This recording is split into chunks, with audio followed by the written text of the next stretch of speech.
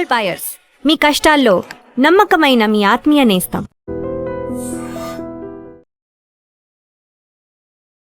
Welcome to news and నిజాలు. This is Lumbini.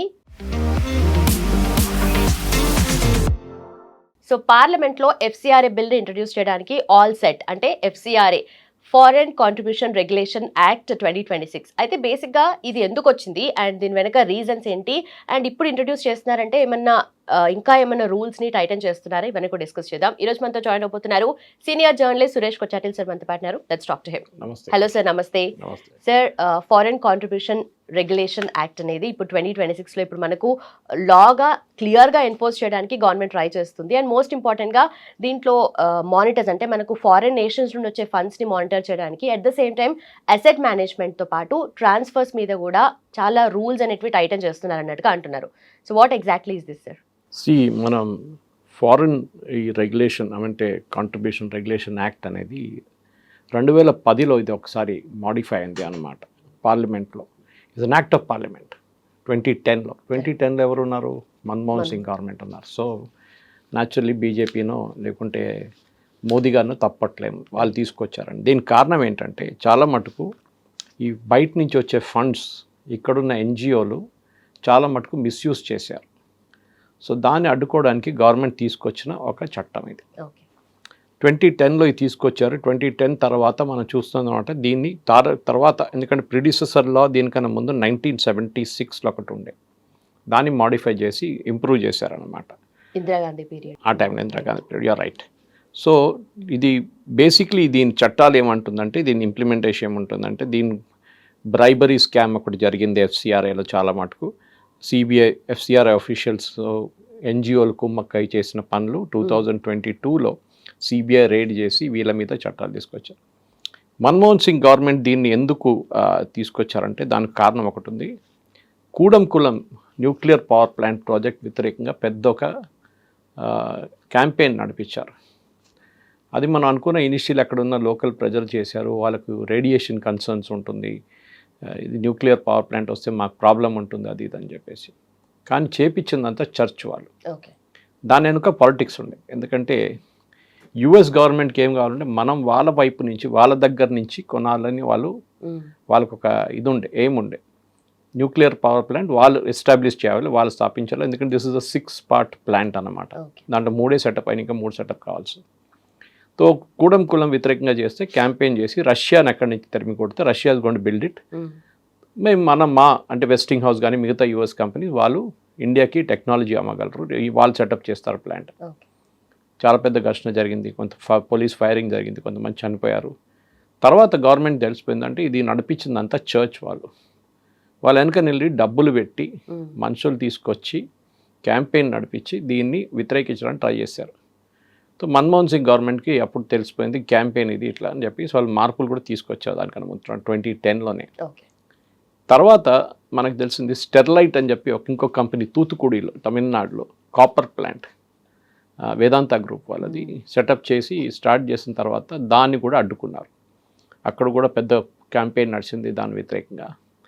ఈ తూతుకుడిలో ఉన్న ఈ స్టెర్లైట్ క్యాంపెయిన్ ఎందుకు నడిచిందంటే చైనా దీని వెనుక ఉన్నారు త్రూ మెనీ అదర్ ఆర్గనైజేషన్.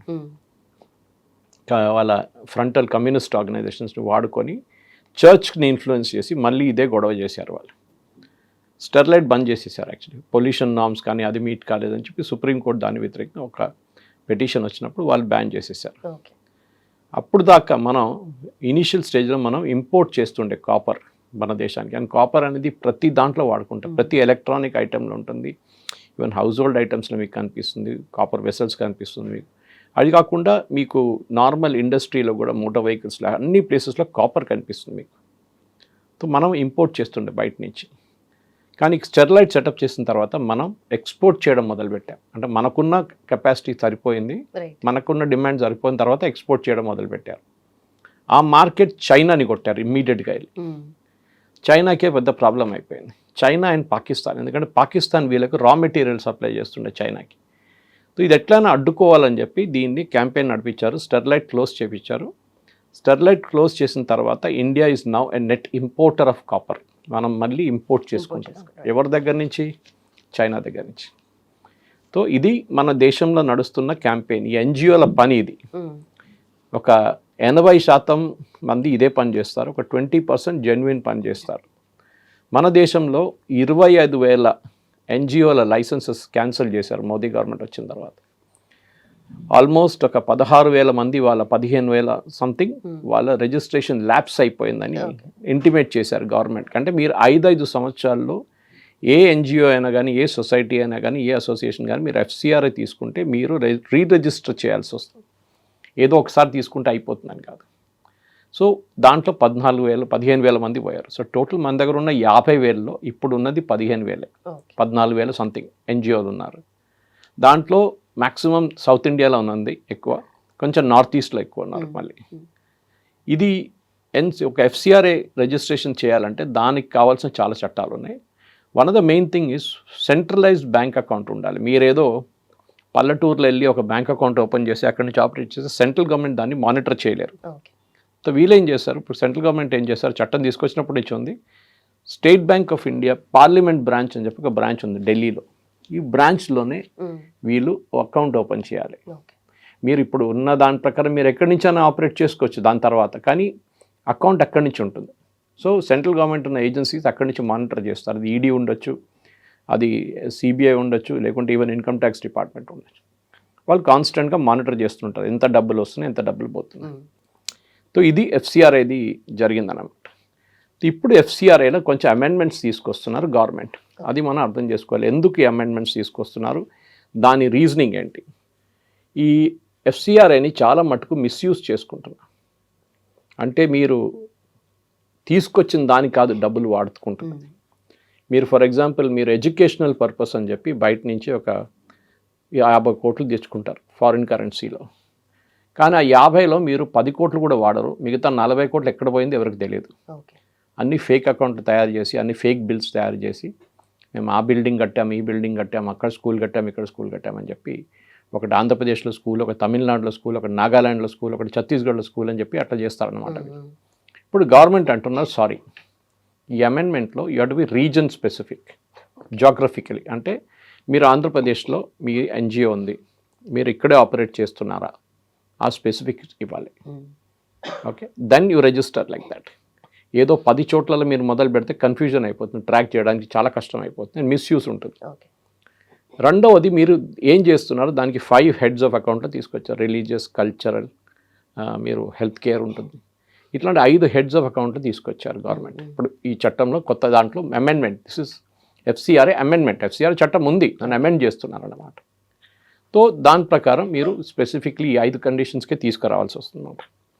ఈ యూపీఏ హయాంలో ఈ చట్టాలన్నీ తీసుకొచ్చిన 2010లో చాలా అంబిగ్వస్ ఉండేవి, క్లారిటీ లేకుండే. మీరు దేనికి తీసుకొస్తున్నారు, దేనికి వాడుతున్నారో క్లారిటీ లేదన్నమాట. సో ఇది ఒక పెద్ద మిస్యూస్ ఆ టైంలో జరిగింది, మీకు తెలిసి ఉంటుంది కూడా. ఇప్పుడు అమిత్ షా గారు మొన్న ఒక మీటింగ్ పెట్టారు జూన్లో, ఈ క్రిస్టియన్ రిలీజియస్ ఇన్స్టిట్యూషన్ హెడ్స్తో అందరిని పిలిపించి ఢిల్లీలో మాట్లాడారు. మీకేదో డౌట్స్ ఉందన్నారు ఎఫ్సిఆర్, నేను క్లారిఫై చేస్తాను అంటే వాళ్ళు క్వశ్చన్స్ అడిగారు దీని గురించి, సీజర్ ఆఫ్ అసెట్స్ గురించి, అది నేను ఎక్స్ప్లెయిన్ చేస్తాను మీకు. ఇదన్నీ అడిగిన తర్వాత అమిత్ షా గారు చెప్పారు, దేశంలో వస్తున్న మొత్తం అమౌంట్ది 30% ఈ క్రిస్టియన్ ఇన్స్టిట్యూషన్స్కి వెళ్తుంది. అది మేము చాలా మటుకు ట్రాక్ చేస్తున్నాం. దాంట్లో ఒక టోటల్ అమౌంట్లో ఒక 25-30% మిస్యూజ్ అవుతుంది కన్వర్జన్కి. అది మేము అడ్డుకుంటాం ఈ కొత్త చట్టంలో. కానీ మిగతా దాంట్లో మాకు ప్రాబ్లం లేదు, ఉన్నాయి అక్కడెక్కడ అవకతవకలు ఉన్నాయి, కానీ we'll manage that, we will have to track it. Audit ఉంటుంది, ఇన్కమ్ ట్యాక్స్ స్టేట్మెంట్ ఉంటుంది, రిటర్న్స్ ఫైల్ చేయాల్సి వస్తుంది. కానీ మిగతా 70% మాకు ప్రాబ్లం. సో దాని తర్వాత డీటెయిల్ డిస్కషన్ తర్వాత వీళ్ళందరూ వెళ్ళారు, బిషప్స్ కానీ ఫాదర్లు కానీ వీళ్ళు కార్డినల్స్ అందరూ వెళ్ళిపోయి దే వర్ వెరీ హ్యాపీ. వాళ్ళకన్నా మాకు ప్రాబ్లం లేదు బిల్తో. కానీ కాంగ్రెస్ పార్టీకి ఉంది, ఎందుకంటే రిమైనింగ్ 70% ఎక్కడికి వెళ్తుంది, ఇది మనం అడగాల్సింది. ఎవరికి 70% డబ్బులు వస్తుంది. సో గవర్నమెంట్కి తెలుసు ఎవరి దగ్గరికి, ఎందుకంటే సెంట్రలైజ్ స్టేట్ బ్యాంక్లో ఉంది డీటెయిల్స్ అన్నీ. ఇప్పుడు జరుగుతున్న ఈ అమెండ్మెంట్ యాక్ట్లో చాలా క్లియర్గా కొన్ని ఫ్యాక్టర్స్ గవర్నమెంట్ తీసుకొస్తున్నారు, అంటే వాటర్ టైట్ చేసేస్తున్నారు అన్నమాట. మీకు తెలిసి ఉంటుంది ఒక టైంలో కాంగ్రెస్ పార్టీకి అప్పుడున్న terrorist sympathiser and later declared terrorist Zakir Naik 50 లక్షల రూపాయలు ఇచ్చాడు కాంగ్రెస్ పార్టీకి. తర్వాత ఈయన టెర్రరిస్ట్ అని తెలిసిన తర్వాత, టెర్రరిస్ట్ ప్రీచర్ అని తెలిసిన తర్వాత వాళ్ళు వాపస్ రిటర్న్ ఇచ్చారు కాంగ్రెస్ వాళ్ళు. ఆయన లేడు ఇక్కడ, ఆయన మలేషియాలో ఉన్నాడు ఇప్పుడు దాకా. సో మనం చూస్తున్నట్టు ఇప్పుడున్న దీని ప్రకారం ఈ మార్పులు తీసుకొస్తుంది లైసెన్సెస్ క్యాన్సిల్ చేయడంలో, రిజిస్ట్రేషన్లో, అది కాకుండా క్లోజర్ అయితే ఏం జరుగుతుందని చెప్పేసి చాలా మటుకు మార్పులు తీసుకొస్తున్నారు. సో వీల్ గో 1 by 1 అనమాట. ఒకటి, మీకు అప్రూవల్స్ తీసుకోవాల్సి వస్తుంది అనమాట. మీరు దేనికి అప్రూవల్ తీసుకుంటున్నారు? Religious, cultural, educational, health care, అట్లాంటి రిలేటెడ్ వన్స్ ఉంటుంది, దానికే మీరు అప్రూవల్ తీసుకోవాలి. ఓకే, జాగ్రఫికల్ నేను ఎక్స్ప్లెయిన్ చేశాను. ఏ జాగ్రఫీలో మీరు ఆపరేట్ చేయబోతున్నారు అదే జాగ్రఫీలో ఆపరేట్ చేయాలి. స్ట్రిక్ట్ రిలీజియస్, ఇప్పుడు మీరు స్కూల్స్లో ఏం జరుగుతుందంటే, మనం వి అప్రిషియేట్ క్యాథలిక్ ఇన్స్టిట్యూషన్స్ అంటే కాన్వెంట్స్ చాలా మంచిది, వాళ్ళు చేసిన సేవలు ఎప్పటి నుంచో బాగానే ఉంటుంది. కానీ అక్కడ ఒక రిలీజియస్ బెంట్ ఆఫ్ మైండ్ ఉంటుంది, ఒక చర్చ్ ఉంటుంది దాని లోపల. హిందూ పిల్లల్ని కూడా తీసుకెళ్తారు, ముస్లిం పిల్లలు ఉంటే వాళ్ళని కూడా తీసుకెళ్తారు చర్చ్ లోపల. They don't give an option, మీరు క్లాస్లో కూర్చోండి, మీరు క్రిస్టియన్ పిల్లల్ని తీసుకెళ్తాం. అది కాకుండా అక్కడ కొంతమంది ఏం చెప్తారు, ఆర్ఫనేజెన్స్లో పిల్లలు ఉంటారు, అమ్మ నాన్న లేని వాళ్ళని కన్వర్ట్ చేస్తున్నారు. ఇదంతా అబ్జర్వ్ చేస్తున్నారు గవర్నమెంట్ అన్నమాట. దీంట్లో అన్నిటికంటే పెద్ద దెబ్బ వీళ్ళకి ఎక్కడ దాకిందంటే, మొన్ననే ఒక సుప్రీంకోర్టు జడ్జ్మెంట్ వచ్చింది, which was a part of the Madras high court judgement, that ఒకసారి మీరు కన్వర్ట్ అయితే మీకు ఎస్సీ స్టేటస్ ఉండదు, షెడ్యూల్ కాస్ట్. ట్రైబ్ మీరు ఉంచుకోవచ్చు, but if you convert from Hinduism to Islam or Christianity or any other religion, మీది ఎస్సీ స్టేటస్ పోతుంది.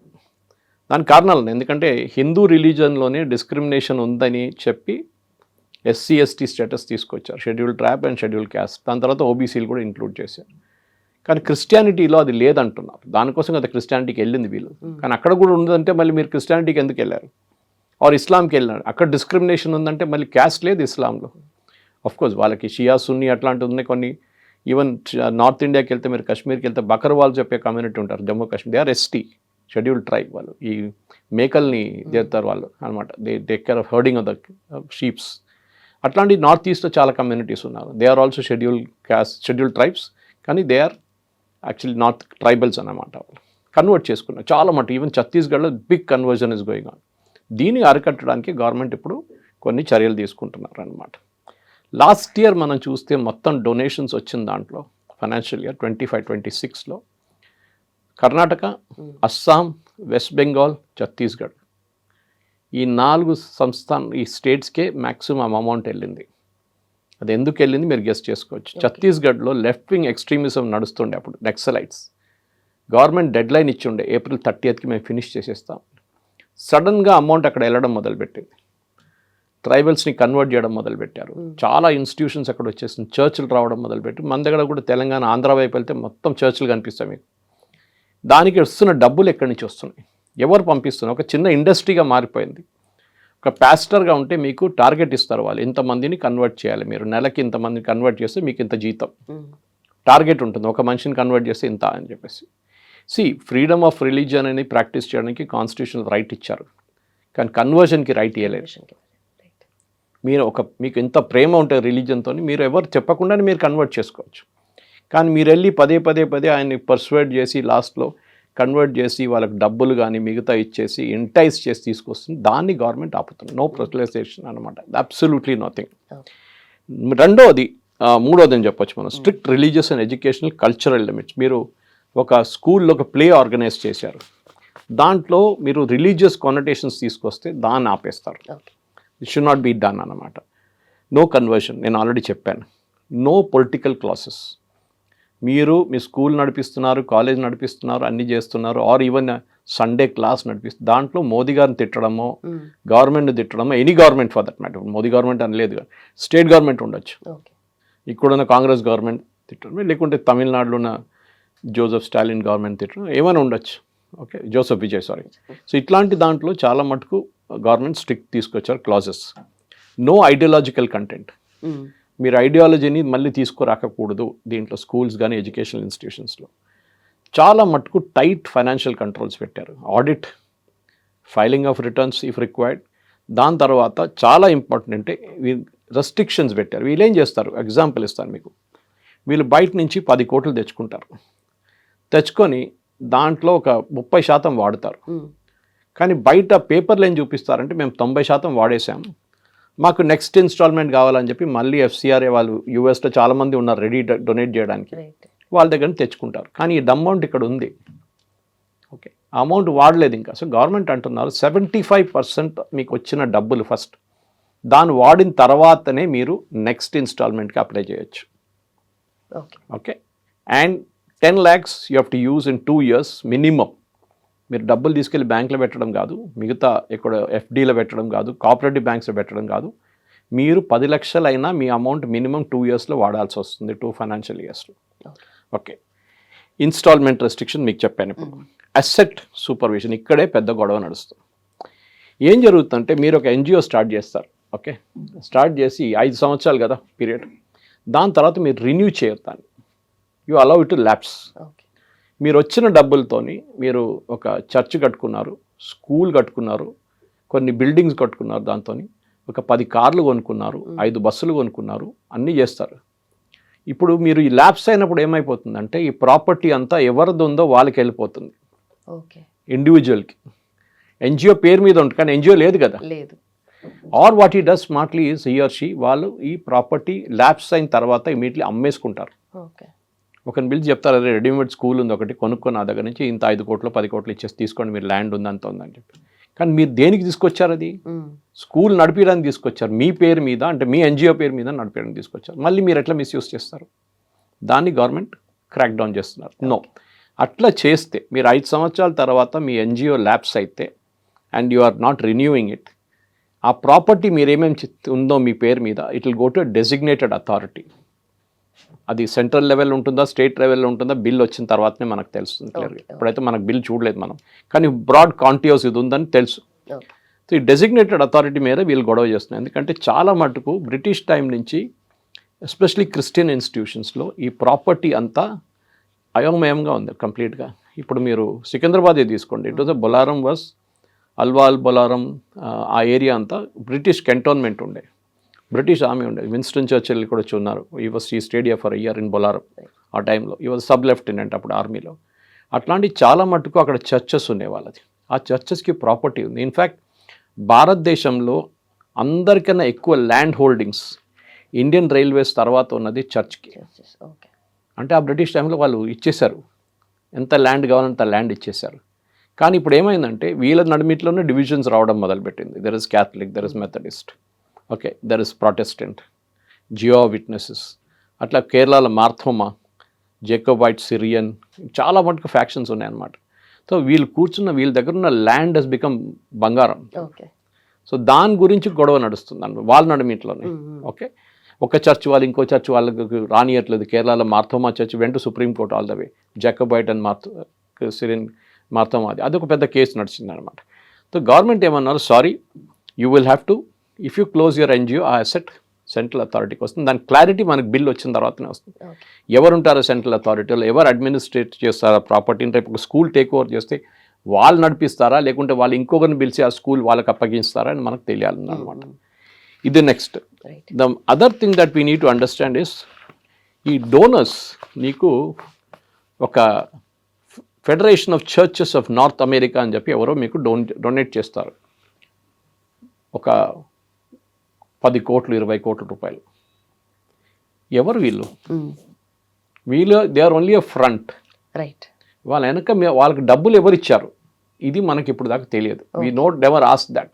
కానీ కొత్త చట్టంలో మీకు ఎవరు ఆఫ్ దట్ చర్చ్ వాళ్ళకు మీకు ఇచ్చిన డొనేషన్, వాళ్ళకి ఎవరు ఇచ్చారు డొనేషన్ మాకు తెలియాలి. వాళ్ళ ఆరిజిన్ కూడా తెలియాలి. రాకెఫెల్లర్ ఫౌండేషన్ ఇచ్చారా, ఫోర్డ్ ఫౌండేషన్ ఇచ్చారా, లేకుంటే ఇట్లాంటి జాకీర్ నాయక్ వాళ్ళంటే ఇచ్చారా ఇస్లామిక్ ఇన్స్టిట్యూషన్స్కి, అది మాకు తెలియాలి. మీకు ఖత్తర్ నుంచి డబ్బులు వచ్చినాయి, ఎవరు ఇచ్చారు ఖత్తర్ నుంచి? We want to know who gave the money. ఒక మాస్క్ కట్టడానికో ఒక మద్రసా స్టార్ట్ చేయడానికి ఎవరు ఇచ్చారో డబ్బులు. దట్ అల్టిమేట్ డోనర్ ఇవాళ దాకా హిడెన్ ఉంది. ఇప్పుడు అల్టిమేట్ డోనర్ ఎవరైనా తెలిసిపోతుంది అనమాట. ఇంకోటి పబ్లికేషన్ ట్రాకింగ్. వీళ్ళు ఏం చేస్తారంటే చాలా మటుకు న్యూస్ పేపర్స్ని స్పాన్సర్ చేస్తారు. ఫర్ ఎగ్జాంపుల్ కేరళలో దీపిక అని ఉంది, it is run by the church news paper, regular news paper, daily news paper. అట్లనే ఈవెన్ ఇస్లామిస్ట్ వాళ్ళకు కూడా న్యూస్ పేపర్ ఉంది, చంద్రిక అని చెప్పేసి. కానీ వాళ్ళు చెప్తే మాట్లాడుతున్నప్పుడు వాళ్ళు అంటారు మేము సెక్యులరు అది ఇది అంటారు, కానీ వాళ్ళ అజెండా ఒకటే. అది కాకుండా వీళ్ళు చాలా మటుకు మ్యాగజైన్ స్పాన్సర్ చేస్తారు. దాంట్లో చాలా మటుకు గవర్నమెంట్ వ్యతిరేకత ఆర్టికల్స్ కానీ మిగతా దాన్ని పబ్లిష్ చేస్తారు. వీళ్ళు వెబ్సైట్స్ మెయింటైన్ చేస్తారు. వీళ్ళు సోషల్ మీడియా హ్యాండిల్స్ మెయింటైన్ చేస్తారు, ఒక క్యాంపెయిన్ నడిపిస్తారు. ఇప్పుడు కూడం కులం లాంటిది చాలా మటుకు ఇప్పుడు కాక్రోచ్ జనతా పార్టీ ప్రొటెస్ట్ అంటే మీరు చూస్తుంటే చాలా మటుకు సోషల్ మీడియా హ్యాండిల్స్లో వస్తుంటాయి. These are all sponsored by these people. ఆ జీతం ఇచ్చి వాళ్ళకి డబ్బులు ఇచ్చి నడిపిస్తున్న క్యాంపెయిన్ ఉంటుంది. సో గవర్నమెంట్ ఏమంటున్నారంటే you have to report all your social media handles. నాకు సంబంధం లేదని చెప్పకండి, మీరు డబ్బులు ఇస్తున్నారు రేపు తెలిస్తే అంతే సంగతి, పనిష్మెంట్ ఉంటుంది. News paper, magazine, any printed matter, online, offline, social media, digital media మొత్తం డిస్క్లోజ్ చేయాలి. ఇప్పుడు దాకా అది లేకుండా చట్టంలో. సో ఈ అమెండ్మెంట్లో అది కూడా వస్తుంది. అండ్ ఇన్వెస్టిగేషన్, సెంట్రలైజ్డ్ ఇన్వెస్టింగ్, ఇప్పుడు దాకా స్టేట్ లెవెల్ ఇన్వెస్టిగేషన్ కాకుండా సెంట్రల్ లెవెల్ నుంచి ఇన్వెస్టిగేషన్ ఉంటుంది. దాంట్లో క్లియర్గా సెంట్రల్ గవర్నమెంట్ వాళ్ళ సిబిఐ ఉండొచ్చు, ఇంకెవరైనా ఉండొచ్చు, ఈడీ ఉండొచ్చు, దే విల్ ఇన్వెస్టిగేట్, వాళ్ళు పెనల్టీ వాళ్ళు డిసైడ్ చేస్తారు. రేషనలైజ్ చేశారు పెనల్టీస్ని అంతా. అంటే ముందు ఒక్కొక్క స్టేట్కి ఒక్కొక్క రూల్, ఒక్కొక్క టైంలో ఒక్కొక్క అమెండ్మెంట్లో ఒక్కొక్క చట్టం వచ్చినప్పుడు, ఇప్పుడు మీరు అమౌంట్ మిస్యూజ్ చేస్తే 30% ఆఫ్ ద అమౌంట్ మిస్యూజ్ చేస్తుంది గవర్నమెంట్ పెనల్టీగా పెడతారు, or 1 lakh whichever is higher. Okay, అంటే మినిమం 1 lakh అని ఉంటుంది పనిష్మెంట్ మీకు. ఇంప్రిజ్మెంట్ దీనికన్నా ముందు 5 సంవత్సరాలు ఉండే, అది తగ్గించి 1 year చేశారు. అది మంచిదే కదా, వీళ్ళు అప్రిషియేట్ చేయాలి. కానీ దాని మీద కూడా గొడవ చేస్తుంటారు వీళ్ళు.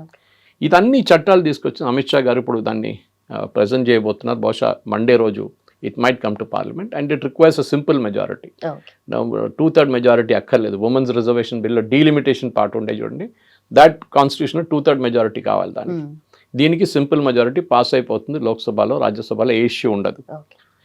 గవర్నమెంట్ ఇదంతా ఎందుకు తీసుకొస్తున్నాడు, దేనికన్నా ముందు ఒక పెద్ద ప్రాజెక్ట్ ఉండే క్రిస్టియన్ ఇన్స్టిట్యూషన్స్ యుఎస్ నుంచి, కాల్డ్ ప్రాజెక్ట్ జోషువా, కన్వర్షన్ కోసం. వాళ్ళు ఏమన్నారంటే భారతదేశాన్ని ఇక్కడ ఉన్న వాళ్ళకి కల్చర్ లేదు, వీళ్ళకి మాట్లాడడం తెలియదు, వీళ్ళకి టాయిలెట్ ఎటికెట్స్ లేదు, వీళ్ళకి ఏం లేదు, మనం నేర్పిస్తాం వీళ్ళని, they are all jungle like type, వాళ్ళని మనం క్రిస్టియన్ దాంట్లో తీసుకొచ్చి ప్రాజెక్ట్ జోషువా అని చెప్పి we will educate and make it like America అని చెప్పి ఆ ప్రాజెక్ట్ని తర్వాత గవర్నమెంట్ పట్టుకున్నారు. వాళ్ళు ఎవరెవరు ఆర్గనైజ్ చేశారు, చాలామందిని అరెస్ట్ చేయడం జరిగింది, వాళ్ళని డిస్బ్యాండ్ చేయడం కూడా జరిగింది.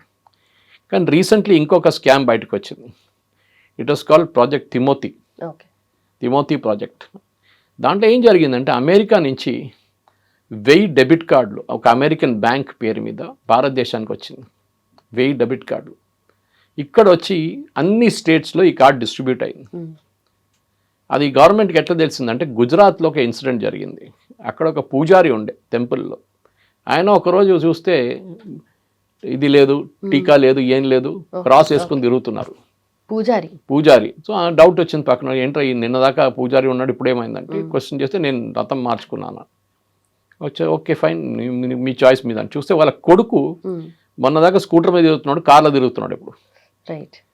ఏమనంటే నేను చదువుకుంటున్నా అంటాడు, ఏది కాలేజీలో చదువుకుంటున్నాడు వాడు, ఏది థియాలజీ, ఇన్ క్రిస్టియన్ థియాలజీ గురించి, అంటే వాడు కూడా మారిపోయాడు.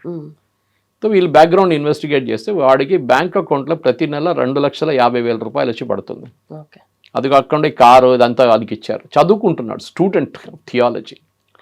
అక్కడి నుంచి ఇన్వెస్టిగేషన్ మొదలు పెడితే ఈ 1000 కార్డులు ట్రాక్ చేశారు అక్రాస్ ద కంట్రీ. ఇదే ఒకటే బ్యాంక్, యుఎస్ బ్యాంక్ నుంచి 1000 కార్డులు ఇండియాలో సర్క్యులేట్ అవుతుంది. ఒకటే పేరు మీద సుభాష్ కుమార్ మీద ఉన్నది 1000 కార్డులు తయారు చేసి డిస్ట్రిబ్యూట్ చేసి, కొంతమంది ₹1,00,00,000 విత్డ్రా చేస్తున్నారు, కొంతమంది 50 లక్షలు విత్డ్రా చేస్తున్నారు, కొంతమంది 10 లక్షలు విత్డ్రా చేస్తున్నారు. అన్నీ ఒకటేసారి కాదు. ఇప్పుడు ₹1,00,00,000 మీరు విత్డ్రా చేయాలంటే మీకు ప్రాబ్లం అవుతుంది. So they withdraw in instalments అనమాట, ఏటీఎంకి వెళ్ళి. సో అట్లాంటి ఏటీఎం విత్డ్రాల్స్ జరిగింది. సో దానికి ఎందుకు చేశారంటే ఎఫ్సిఆర్ఏని సర్కమెంట్ చేయడానికి చేశారు వీళ్ళు. ఎఫ్సిఆర్ఏని వీళ్ళు ఏం చెప్తారు, ఒక బైపాస్ చేయడానికి చేశారు. ఎందుకంటే ఎఫ్సిఆర్ఏ నుంచి వచ్చి మీరు ట్రాక్ చేస్తారు, దీనికి ట్రాకింగ్ లేదు.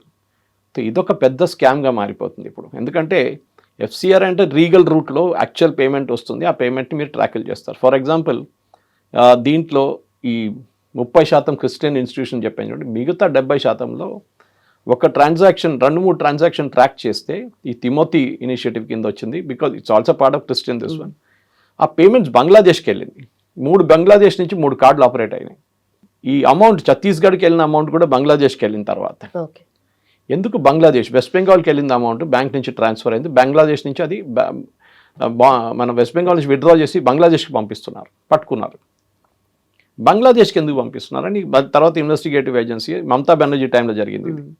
దెన్ దే ఫౌండ్ అవుట్ అక్కడ నుంచి జమైతే ఇస్లామీ లాంటి ఆర్గనైజేషన్ మళ్ళీ భారతదేశంలో టెర్రర్ నడిపించడానికి, టెర్రర్ అవుట్ఫిట్ స్పాన్సర్ చేయడానికి ఆ డబ్బులు మళ్ళీ ఇండియాకి పంపిస్తున్నారు రిటర్న్. సో దీన్ని కూడా గవర్నమెంట్ టైట్ చేసేసారు ఇప్పుడు. ఇది మీరు ఫారిన్ ఫండ్స్ తీసుకురండి, ఎవరు వద్దన్నట్లేదు, కానీ మీ మీద ఎంత ప్రేమ పెట్టుకొని బయట నుంచి పంపిస్తున్న వాళ్ళు ఎందుకు పంపిస్తున్నారో అర్థం చేసుకోవాలి ఫస్ట్. మీరు ఒక స్కూల్ కడుతున్నారో, లేకుంటే ఒక ఆర్ఫనేజ్ కడుతున్నారో, లేకుంటే ఒక elderly home, old age home కడుతున్నారో ఎవరు అబ్జెక్ట్ చేయరు. కానీ వీళ్ళేం చేస్తారంటే ఫస్ట్ ఫర్ ఎగ్జాంపుల్ లుమిని వీళ్ళు చర్చ్ కడతారంటారు, 5 కోట్లు అంటారు దాన్ని కాస్ట్ కన్స్ట్రక్షన్, 10 కోట్లు బయట నుంచి తెచ్చుకుంటారు. చర్చ్ అయితే కడతారు, దాని తర్వాత ఏం చేస్తారు, దాని పక్కన లేకుంటే కొంచెం దూరంలో మంచి ఇల్లు కట్టుకుంటారు పెద్ద. ఎందుకురా ఇల్లు అంటే ఇది మా ఫాదర్కి ఉండడానికి ఇల్లు అంటారు. చూస్తే ఆయన అక్కడ ఉండడు, ఆయన ఇంకా కూడా ఉన్నారు. ఈ ఇంట్లో ఈయన ఉన్నాడు, ఎవరు ఎన్జిఓ హెడ్ అక్కడ ఉంటాడు. తర్వాత ఇంకా 3 ఇల్లు కట్టుకుంటాడు. ఎవరికి అంటే ఇదంతా మా వీళ్ళు చర్చ్లో ఉన్న వాళ్ళు ఉన్నారు కదా, వాళ్ళు ఇక్కడ ఉంటారు. చూస్తే వీళ్ళు రిలేటివ్స్ ఉన్నారు అక్కడ, ఇదే డబ్బులు. తర్వాత చూస్తే 2 మర్సిడీస్ బెన్స్, ఒక BMW వస్తుంది. ఇదంటే ఇది మా ఫాదర్కి తిరగడానికి కావాలి. మీ ఫాదర్ మెర్సిడీస్లో తిరుగుతారా, ఇంకా చిన్న కార్లు ఏం దొరకలేదా ఇది. సో ఇట్లాంటి అమౌంట్ మిస్యూజ్ చేసుకుంటూ పోతారు. యాక్చువల్ చర్చ్ 30% ఖర్చు పెట్టారు, మిగతా 70% వెంట into these kind of things. వీటికి టాక్సేషన్ ఉండదు, ట్యాక్స్ ఎట్లయినా ఉండదు. There is no taxation anyway for that, they have to file a return అంతే. కానీ ఇది ఒకటి ఉంది. సో మిస్యూజ్ జరుగుతుంది. So government is now saying మీరు దేనికి తీసుకొచ్చారో దానికే వాడాలి. You cannot change the nomenclature. So దీనికోసమే ఇంత పెద్ద గొడవ కాంగ్రెస్ పార్టీ చేస్తున్నారు. ఎందుకంటే వీళ్ళకి కేరళ నుంచి ఇనిషియలీ చాలా ప్రెషర్ ఉండే, దానికోసం లాస్ట్ టైం పార్లమెంట్లో ఇంట్రొడ్యూస్ చేసి గవర్నమెంట్ విత్డ్రా చేశారు, దీన్ని అబేయన్స్లో పెట్టారు. ఇప్పుడు కాదు తర్వాత చూసుకుందామని చెప్పేసి అది ఇప్పుడు మళ్ళీ తీసుకొస్తుంది. ఎందుకంటే అక్కడ కేరళలో దీని గురించి పెద్ద క్యాంపెయిన్ ఉంది దీని వ్యతిరేకంగా. ఫర్ ఎగ్జాంపుల్ మీరు మణిపూర్లో జరిగిన కుకీ అండ్ మీటీస్ నడుమ ఇట్లా గొడవ. Meiteis are Hindus, Kukis are Christians from Myanmar, వాళ్ళు ఇండియన్స్ కాదు. వాళ్ళ నడుమ ఇట్లా గొడవ జరిగింది. మీకు తెలిసిన చర్చ్ తగలబెట్టారు, అది ఇదని చెప్పి పెద్ద గొడవ జరిగింది. అక్కడ ప్రాబ్లం ఏంటంటే డ్రగ్ మనీ, అది గోల్డెన్ ట్రయాంగిల్లో వస్తుంది. థాయిలాండ్, మయన్మార్, ఇండియా గోల్డెన్ ట్రయాంగిల్లో డ్రగ్స్ చాలా తయారవుతుంది అన్న హిల్లీ ఏరియాస్లో beyond Imphal. The government of India అప్పుడున్న ముఖ్యమంత్రి బీరేన్ సింగ్ దీని వ్యతిరేకంగా పెద్ద క్యాంపెయిన్ నడిపించారు, మొత్తం తగలబెట్టారు పాపీ ఫీల్డ్స్ అంతా. దానికోసం ఆయన వ్యతిరేకంగా అంత పెద్ద క్యాంపెయిన్ జరిగింది, అక్కడ ఘర్షణలు జరిగింది. It is nothing to do with anything else. వీళ్ళేమంటారని హిందువులు తగలబెట్టారు మా poppy fields, which is illegal anyway. So దానికోసం దాని వ్యతిరేకంగా క్యాంపెయిన్ నడిపించారు. అక్కడ కూడా మనం చూసాం చాలామందిని, ఒక 2-3 అరెస్ట్ చేశారు బార్డర్లో. They were running a campaign from Myanmar into India, Americans వాళ్ళిద్దరిని పట్టుకున్నారు. అక్కడ చూస్తే వాళ్ళు కూడా ఇదే డబ్బులు తీసుకొస్తున్నారు, దట్ టు ఇన్ క్యాష్. అప్పుడు మీరు అసలు ట్రాక్ చేయలేరు. మీరు బ్యాంకింగ్ అకౌంట్ నుంచి వచ్చిన డబ్బులు అంటే లీగల్గా ట్రాక్ చేయొచ్చు. ఇప్పుడు ప్రాజెక్ట్ తిమోతి లాగానే the same thing, Timothy project లాగా మిగతా కూడా ఇప్పుడు ఏం చేస్తున్నారు అంటే FCRA అవాయిడ్ చేయడానికి చాలా ఇన్ఫార్మల్ రూట్స్ తీసుకొస్తున్నారు. ఓకే, ఫర్ ఎగ్జాంపుల్ కారు కొంటారు, 10 కార్లు కొనేసి ఎవరో పేరు మీద ఉంటుంది కార్లు, తర్వాత 2 నెలల తర్వాత ట్రాన్స్ఫర్ చేస్తారు వాళ్ళు. ట్రాక్ ఎట్లా చేస్తారు, కారు యూజువలీ మనం కొనుక్కుంటున్నప్పుడు కొంచెం పెద్ద అమౌంట్ కారు ఉంటే వీళ్ళు IT డిపార్ట్మెంట్ ఇన్ఫార్మ్ చేస్తారు, ఎవరు మన కార్ షోరూమ్ వాళ్ళు. మనకు తెలియదు, అది వాళ్ళు చేస్తారు, వాళ్ళ పని అది. మీరు 50 లక్షలు, ₹1,00,00,000 కారు కొంటున్నాయి, మీరు 40 లక్షల కారు కొంటే వాళ్ళు ఇన్ఫార్మ్ చేస్తారు. ఎందుకంటే మీకు మీ ప్యాన్లో ఆ స్టేట్మెంట్ ఉంటుంది, మీకు శాలరీ ఎంత వస్తుంది, మీకు వచ్చేది 10 లక్షలు, మీకు కొన్న కార్ ఏమో 40 లక్షలు. హౌ ఇస్ ఇట్ పాసిబుల్ అని అడుగుతారు వాళ్ళు. This is what is happening. So government ఏం చేస్తున్నా అంటే ఇప్పుడు మనం మొత్తం చట్టం చూడలేదు ఇంకా. So we will know only once it's tabled in the Lok Sabha and then Rajya Sabha. కానీ ఇది బేసిక్లీ గవర్నమెంట్ దీన్ని ఏం చేస్తున్నా అంటే they are kind of making things strict. ఇప్పుడు దాకా చాలా లీనియంట్ ఉండే దాన్ని చాలా స్ట్రిక్ట్ చేస్తున్నారు. ఎక్కడ లూప్ హోల్స్ ఉంటే అది అవాయిడ్ చేయడానికి చేస్తున్నారు అన్నమాట. కానీ దాని వ్యతిరేకంగా ఒక క్యాంపెయిన్ నడిపించడము, దాని వ్యతిరేకంగా బీజేపీ మైనారిటీ అని చెప్తున్నప్పుడు అమిత్ షా గారు చెప్పారు 30% క్రిస్టియన్స్కి వస్తుంది, దాంట్లో ఒక 30% ఫ్రాడ్ ఉంది, మిగతా 70% ఎవరికి వెళ్తుంది. ఇప్పుడు వచ్చే ప్రతి పెనీ మీద మనకైతే మానిటరింగ్ ఉంటుంది గవర్నమెంట్ అని చెప్పేసి. దురంధర్ సినిమా చూసారు కదా, దాంట్లో ఫేక్ నోట్ కరెన్సీ ప్రింటింగ్ ఒకటి ఉండే స్కీమ్ ఒకటి. వాళ్ళ బ్రదర్ ఎవరు ఇవాళ కూడా ఒక అసాసినేషన్ జరిగింది. Okay, Baloch, one fellow was killed and shot today. వాళ్ళ అక్కడ లయారీలో నిన్న అసాసినేషన్ అటెంప్ట్ జరిగింది ఒకటి.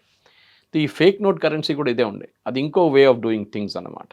నేపాల్ నుంచి ఇంట్రడ్యూస్ చేస్తారు, శ్రీలంక నుంచి ఇంట్రడ్యూస్ చేస్తారు ఇండియన్ కరెన్సీ, పాకిస్తాన్ ప్రింట్ చేస్తారు, ఇప్పుడు బంగ్లాదేశ్ కూడా ఉంది. సో దీన్ని కూడా మనం అరికట్టాల్సి వస్తుంది, దీన్ని కూడా ట్రాక్ చేయాల్సి వస్తుంది అనమాట.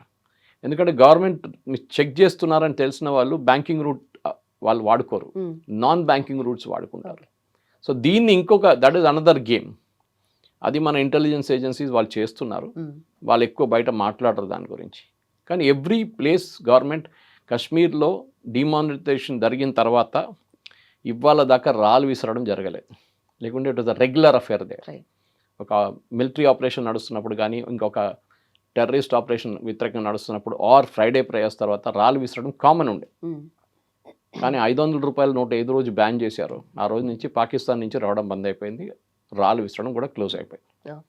So this is what the government is doing. మనం చూద్దాం, ఇంకా బిల్ ప్రజెంట్ చేసిన తర్వాత దాని ఇంకా చాలా మటుకు డీటెయిల్స్ బయటకు వస్తుంది. Then we can debate this further. But ఇది ఎక్కడా కూడా పొలిటికలీ బయాస్ అవ్వదా సార్ ఫ్యూచర్లో? పొలిటికలీ బయాస్ మీరు ఎందుకు భయపడుతుంది? మీ దగ్గర కోర్ట్స్ ఉంది కదా, మీరు కోర్టుకి వెళ్ళొచ్చు. You can challenge this in court. మీ వ్యతిరేకంగా కావాలని చెప్పి ఫేక్ కేసు పెట్టారు మా మీద అని చెప్పి కోర్టుకి వెళ్ళండి. వెళ్ళరు, ఎందుకంటే మళ్ళీ అది ఇంకా పెద్ద ఎక్స్పోజ్ అయిపోతుంది. అక్కడ గవర్నమెంట్ వాళ్ళ వైపు నుంచి ఎవిడెన్స్ తీసుకొస్తారు, అప్పుడు you will get caught. So దానికోసం వీళ్ళు క్యాంపెయిన్ నడిపిస్తారు, కోర్టుకి వెళ్ళరు. అదే మాట. Right sir, thank you.